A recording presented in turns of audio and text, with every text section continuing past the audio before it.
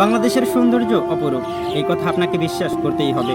আপনি যদি ভাবেন বাংলাদেশে কোনো সৌন্দর্য নেই, বাংলাদেশে দেখার জায়গা নেই, তাহলে আপনি বোকার জগতে পড়ে আছেন।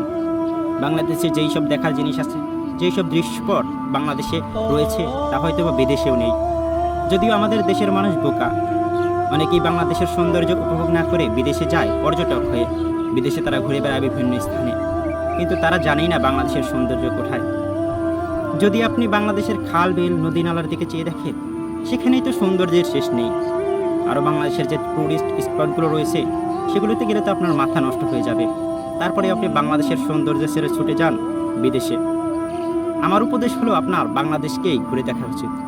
64টি জেলা বাংলাদেশে রয়েছে। যদি আপনি 64টি জেলায় গিয়ে 64টি বড় বড় স্থাপনা দেখেন, বড় বড় সৌন্দর্যমণ্ডিত স্থানগুলোকে পরিদর্শন করেন, তাহলে আমার মনে হয় আপনার কখনো বিদেশের দিকে মন ছুটবে না। আপনার টাকা থাকতে পারে, স্বাভাবিক, আপনি বিদেশে যেতেই পারেন, কিন্তু বাংলাদেশের সৌন্দর্যগুলো উপভোগ করার পর যান। বাংলাদেশের সৌন্দর্যকে আগে আয়ত্ত করে নেন, তারপর না হয় বিদেশে যাবেন। যদিও কারোর প্রতি আমার কোনো অভিযোগ নেই।